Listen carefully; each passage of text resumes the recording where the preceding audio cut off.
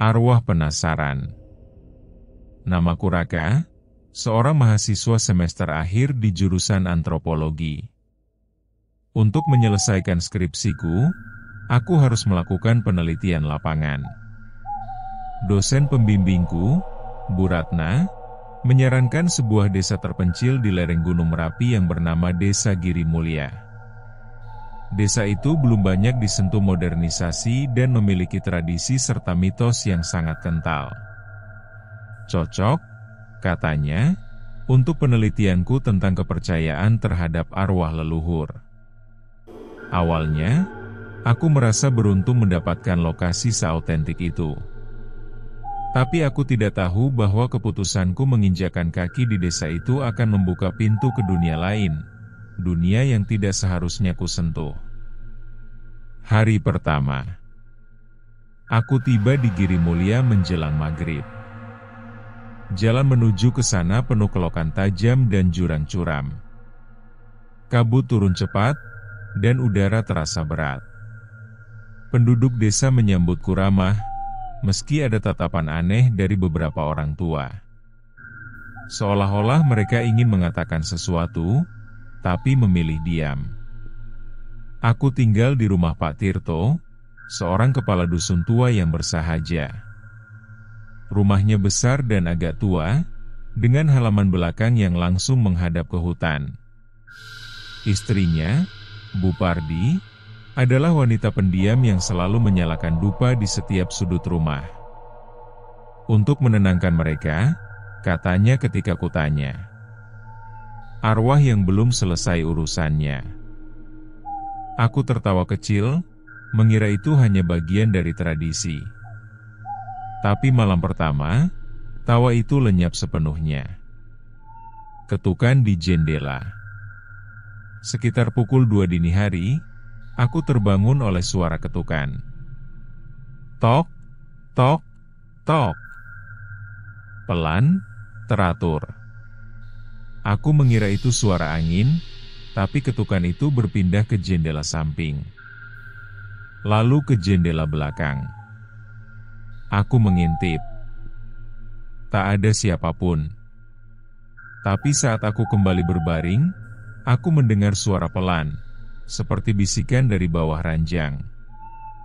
Kembalikan, kembalikan. Jantungku seolah berhenti berdetak. Aku berani bersumpah itu suara seorang perempuan. Tapi kamar dikunci dari dalam. Tidak mungkin ada orang lain di sini. Pagi harinya, aku menceritakan kejadian itu kepada Pak Tirto. Dia hanya menatapku lama, lalu berkata pelan, "Kau harus hati-hati, Raka. Tidak semua yang mati itu ikhlas." Legenda Sari. Dalam proses penelitianku, aku mendengar banyak cerita rakyat. Tapi satu nama terus muncul, Sari. Seorang gadis desa yang hilang sekitar 15 tahun lalu. Dia dibunuh, kata Pak Darto, salah satu tetua desa. Tapi mayatnya tak pernah ditemukan. Konon, Sari adalah gadis cantik dan baik hati. Tapi pada malam Jumat Kliwon, dia hilang setelah pergi ke hutan. Sejak itu, warga sering melihat bayangan putih berdiri di tepi jurang, atau mendengar suara perempuan menangis dari sumur tua. Rohnya belum tenang, kata Bu Pardi sambil menaburkan garam di depan pintu. Dia mencari sesuatu, atau seseorang. Penemuan di sumur tua. 3 hari setelah kedatanganku, aku berjalan-jalan ke hutan belakang desa. Aku menemukan sumur tua, hampir tersembunyi oleh semak dan pohon besar. Di sana, hawa dingin menyergap tiba-tiba, meski matahari sedang terik. Saat aku mendekat, aku mendengar suara. "Tolong aku." Aku menoleh ke sekitar. Tak ada siapa-siapa. Aku mengintip ke dalam sumur. Gelap. Dalam.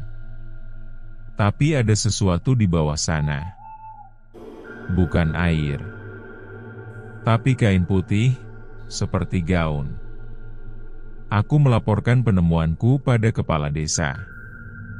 Esoknya, warga menggali sekeliling sumur dan menemukan tulang-tulang manusia. Ada cincin di jari kerangka itu. Cincin yang dikenali warga sebagai milik Sari. Suasana desa berubah. Sunyi. Mencekam. Seolah udara menjadi berat sejak temuan itu. Arwah penasaran. Setelah penemuan itu, gangguan semakin sering terjadi. Suara ketukan di jendela datang hampir setiap malam. Kadang pintu kamarku terbuka sendiri. Dan aku mulai bermimpi buruk. Dalam mimpi, aku melihat Sari. Wajahnya pucat, matanya merah, gaunnya robek penuh darah. Kau yang membawaku kembali, maka kaulah yang harus menyelesaikannya. Aku terbangun dengan tubuh basah oleh keringat. Di dada kiriku ada bekas cakar, 3 garis merah yang perih seperti terbakar. Pak Tirto membawa seorang dukun desa, Mbah Rono. Ia melakukan ritual di kamarku, menyalakan dupa dan membaca mantra. Arwahnya sudah terlalu lama tersesat, kata Mbah Rono setelah selesai. Ia tak lagi bisa membedakan siapa kawan siapa lawan. Permintaan terakhir. 3 malam kemudian, aku kembali bermimpi. Tapi kali ini berbeda. Sari tidak tampak marah. Ia duduk di bawah pohon beringin, menangis. Aku tak bisa pergi sebelum dia dihukum. Siapa? Tanyaku dalam mimpi. Ia menatapku dengan mata sedih. Orang yang membunuhku masih hidup. Dia masih di desa ini. Dan dia bersembunyi. Aku terbangun dengan satu nama terlintas di pikiranku, Pak Surya. Pak Surya adalah mantan kepala desa yang kini tinggal di ujung dusun, hidup menyendiri. Selalu menghindari warga, dan tidak pernah menyapa. Aku mencoba bertanya pada warga. Mereka hanya saling pandang. Tapi dari raut wajah mereka, aku tahu, mereka tahu sesuatu. Pengakuan. Aku memberanikan diri menemui Pak Surya. Ia sudah tua dan lumpuh, duduk di kursi roda di dalam rumah bambu reot. Saat aku menyebut nama Sari, wajahnya pucat. Dia datang padaku, gumamnya pelan.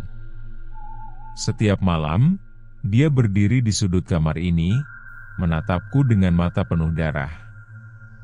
Aku menuntut jawaban. Dan akhirnya, dengan suara gemetar, ia mengaku. Sari adalah pembantu di rumahnya. Suatu malam, dia memergoki Pak Surya mencuri dana desa. Sari mengancam akan melapor. Dalam panik, Pak Surya mencekiknya hingga mati. Lalu membuang mayatnya ke dalam sumur. Aku tak pernah bisa tidur sejak malam itu. Aku merekam pengakuannya. Esoknya, aku menyerahkan rekaman itu kepada polisi. Pak Surya ditangkap. Meski sudah tua, hukum harus ditegakkan. Pelepasan. Setelah pengakuan itu, aku bersama Mbah Rono dan warga desa mengadakan ritual pelepasan roh di sumur tempat tulang Sari ditemukan. Api dinyalakan. Dupa dibakar. Mantra dilantunkan. Semua warga berkumpul, membawa bunga dan air suci. Saat bunga ditaburkan ke dalam sumur, angin kencang berhembus tiba-tiba. Semua orang terdiam. Lalu terdengar suara tangis. Lembut. jauh, tapi nyata.